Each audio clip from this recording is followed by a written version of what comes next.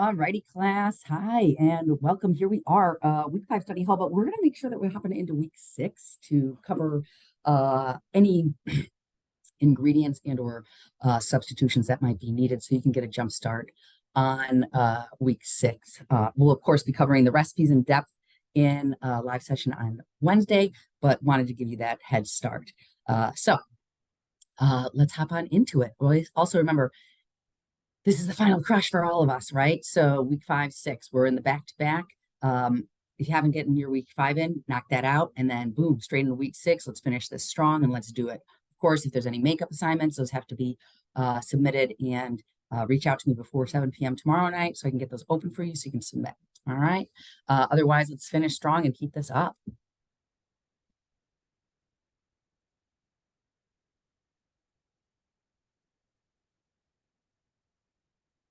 Getting right into it. If we can. All right.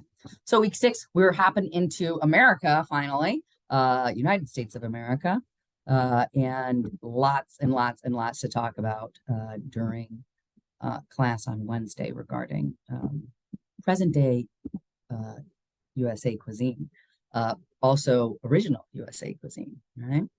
American cuisine. So you're going to be making pot pie, cornbread, barbecue jackfruit, which I'm going to show you exactly what the jackfruit is, how you can source that, and coleslaw. So a lot of these are going to be pretty straightforward, easy for you to get. A few of these ingredients might be a little bit more difficult. So you are making a beautiful, really tasty, flaky, delicious crust. Everybody loves this dish. I mean, how can you not? It's pot pie, right?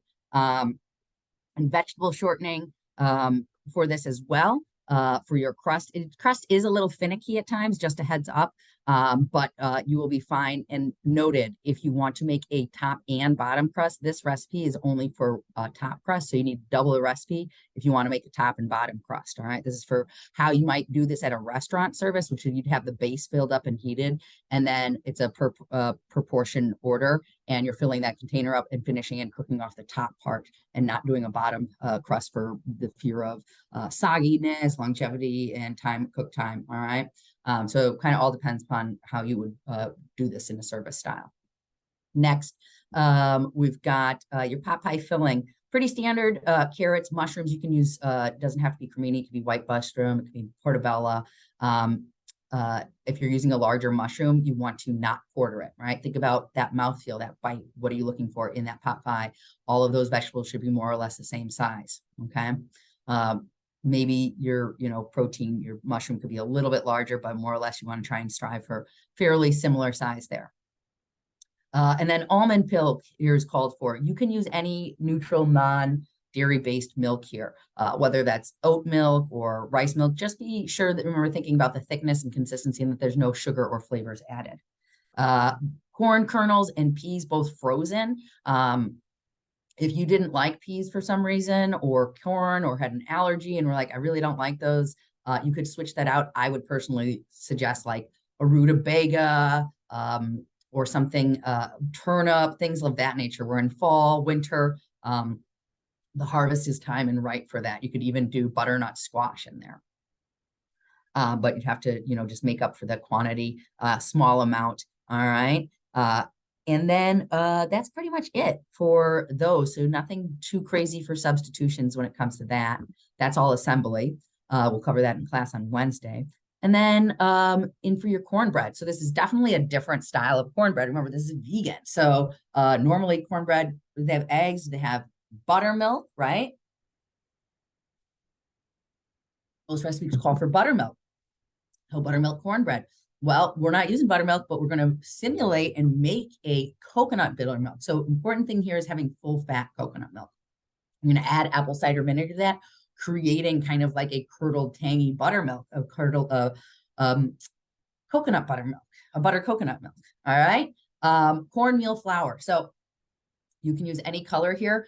Typically, you're going to find that in either white or yellow. The coarseness of the meal, right? How finely ground, right? Cornmeal, finely ground, right? So if it was coarsely ground, it's going to have a little bit of more weight to it. it's going to make a denser cornbread, right? If it's lighter, finer, it's going to be more have be it's individual pieces weigh much less, right? So it's going to be able to lift up and be a lighter cornbread. So you do want to try and find that fine cornmeal. But there's medium fine, there's coarse and very coarse, and generally, and again, multiple different colors, predominantly white and yellow. And then salt, baking powder, sugar. You can use any type of sugar you want. If you use brown sugar here, though, it is going to have a very different color, okay? So those are just some key things to be on the lookout for. Now, barbecue jackfruit. This is essentially, we're making like pulled pork, a play on pulled pork or pulled chicken. And so your barbecue seasoning and sauce, brown sugar, paprika, garlic powder, garlic, salt, pepper, chili powder, okay? Your barbecue sauce, cider vinegar, brown mustard, or, you know, a Dijon, a dark whole grain mustard could be lovely in this as well. Yellow mustard will work. It's going to be a lot sharper in its flavor profile. Remember, any type of mustard, the change of the mustard is going to change the color and flavor profile. Ketchup, packed brown sugar, garlic, salt, black pepper, and then green jackfruit in brine in a can. All right, I'm going to pull that up and show you what it looks like so we can take into it. What's really unique about young green jackfruit as opposed to mature jackfruit, right, is it's going to be a lot stronger and tougher. This is frequently consumed over in Southeast Asian countries, and you'll see a lot of the brands that sell jackfruit, and it's young green jackfruit in its brine, are from Asian countries. So if you've got an Asian market nearby, definitely going to be a great source for that. Alternatively, I know even 5 years ago, Trader Joe's was selling canned jackfruit, right? The Walmart probably sells it as well. So again, that's what we're looking for. Barbecue jackfruit. I'm going to pull that up in just a minute. We'll go through here for your coleslaw, simple and straightforward. Caraway seeds, they're optional. If you don't have caraway seeds, you could use, another seed if you wanted to, right? Something like dillweed seed could be nice in there. That could be very a little nice little twist on that, right? As opposed to the plain basic coleslaw, which we'll talk about coleslaw as well in class, right? Is it creamy? Is it vinegar based? How grated are those pieces of cabbage? Is it like mush? Is it like water?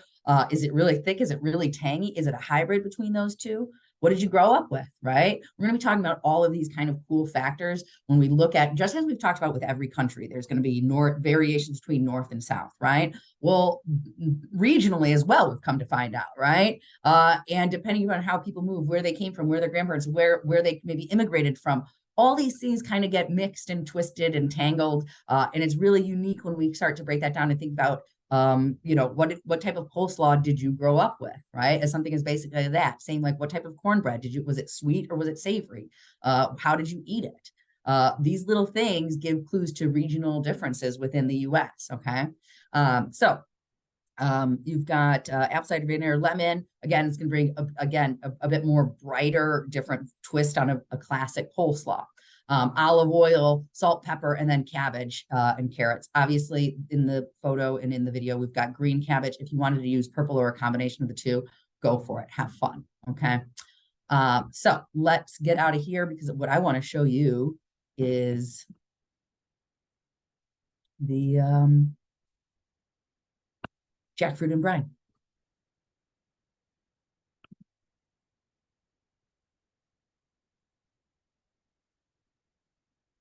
So there we go, right? These are going to be some of those common ones. That's that Trader Joe's brand. I know, recognize that, right? There you go. You can see it. These are those pieces inside. Arroyos, Arroy, they usually have it, but yep, Arroy D, common brand sold in a lot of Asian markets. Again, young green jackfruit in brine, right? Young green jackfruit in brine. This is what we're looking for. Young green jackfruit fried, we can see that, right? That's why we're talking about it's green. So we know the change in maturation of fruit, right? Even if we think about like a green plantain, a green banana versus a ripe one, what changes? Oh, well, when it's green, it's really stiff and it's used as a carbohydrate in the form of like a a starch for a main meal, versus when it's sweet, it's more of a dessert or a snack or a component of a breakfast, right? It's got sweeter flavor. Those carbohydrates have crossed over and really converted into a lot of sugars, right? Same thing happens with green jackfruit versus mature, ripe jackfruit, okay? Even Dole is making it. Okay, this is a shredded one, so those are going to be smaller pieces. Let me give it, oh yeah, this is another one that you'll find in a lot of these two, Dragonfly and Chow Cow. I'm probably not pronouncing that correctly.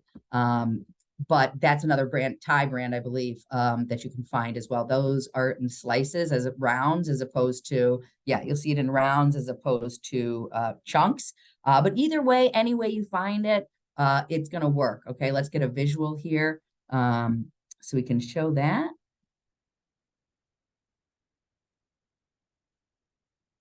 Let's see. Well, we got it in its natural state there. And I mean, if you were able to find that, even different, right? And this is when it's mature, it's completely different. The first time I had jackfruit, I thought these were the most incredible little things I'd ever had in my life. Fleshy, with body and not too sweet of a flavor. So let's just so you can see this, but so you know what this is. But I was really hoping to get, there we go. That's kind of, looks all right. Yeah, here we go.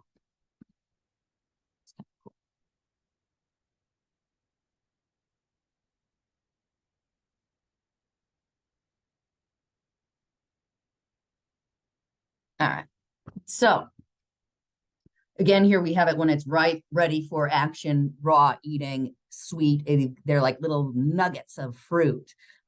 You buy them by the pieces, actually, in small bags in the area of India where I was, which was awesome.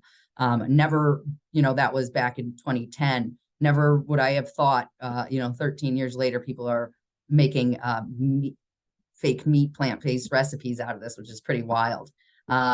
All right, take a look here. We've got, they're now selling IQF. Remember, we talked about IQF, individually quick frozen. Man, if I had a restaurant, that's definitely how I would be getting it, as opposed to brined already. I would get it in this stage. Perfect. You can see those are those internal nuggets. It's been chopped like that.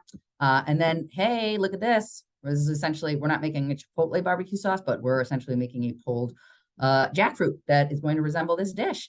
Again, thinking about that consistency, right? That's how it's going to look after it's shredded. We're going to put it in whole. You can see those marks go really well for shredding and breaking that down. But that's what it's going to look like. And then we can see one more. Looks like these are all those products. This is how you might also find that. All right. So that's what you're looking for. If you have a difficulty finding it, you could use a trumpet mushroom and then shred that. Or king oyster, both of those are known as.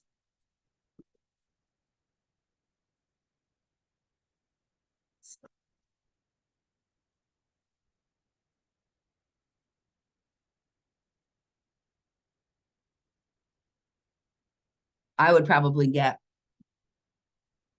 a few of these from the, but if you're, the store and shred those, they do quite a good job for mimicking a shredded pulled meat texture.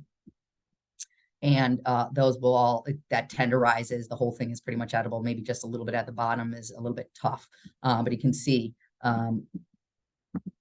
even the name royal trumpet, often used and called king oyster mushroom or king trumpet mushroom. They all are kind of called the same things. It's one of those things, even though an oyster mushroom is going to look very different, like a classic oyster mushroom, compared to this oyster mushroom, which you might find they look like this.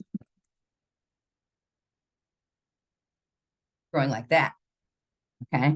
So you can see how the confusion starts, right? Just kind of like where we had that we talked about Nigella and black seed, cumin seed, onion seed. What is it, right? Is it an oyster? Or is it a trumpet mushroom? Well, you can see when we look at oyster mushrooms more, this is if we were at a restaurant, and how I was first introduced, this is what an oyster mushroom is. It grows in a branch like this. And these were trumpet mushrooms. But as I mentioned, all these trumpet mushrooms are oftentimes also called king oyster mushrooms. So these are the ones I'm intending, although you could do this. However, these are so much more delicate. a gorgeous mushroom in its own right, but different consistency, right? Here we're looking at majority using the base. It's not these tender, beautiful little fluffy petals, right? This is all solid and strong here. So it's a lot easier to shred and kind of manipulate and hold its shape comparatively to some other mushrooms that tend to break down, especially these with all their multiple gills as well. All right.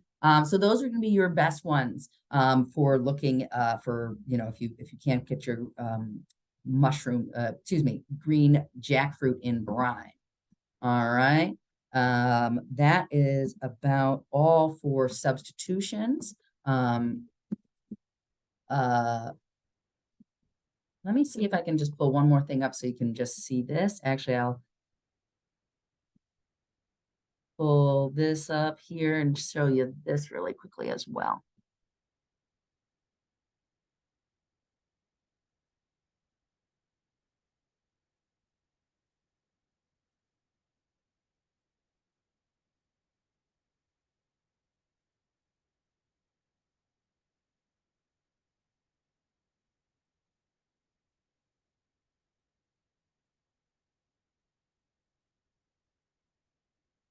Hold on. All right.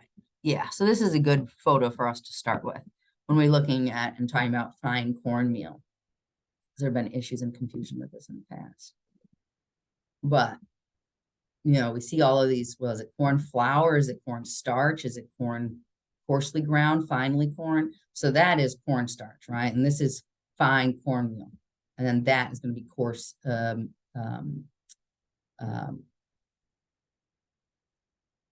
corn flour. All right, here's another one. We can get into this. What are you thinking about, right? Cornmeal, grits, polenta. How do you use them? When do you use them, right? And again, we're looking for that cornmeal, fine cornmeal, okay? And this will break that down. So I'll send this out to y'all so you can have some other reference and taking a look, but we are looking for fine corn flour, all right, cornmeal. So that's just going to be a little bit easier. Remember, that's coarse, right? We don't want that. We want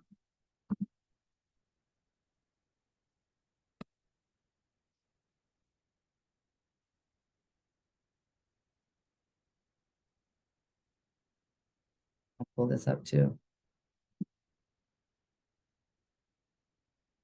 So you can see that the texture here, very finely ground, right? It's not as soft as flour, but it's very, very finely milled compared to, you know,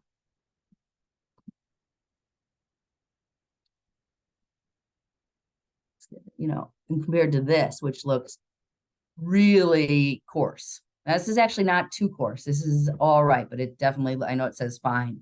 It's a little bit, it's not super fine. All right. So any of those berries are going to be working. You just don't want to get coarse corn flour. All right.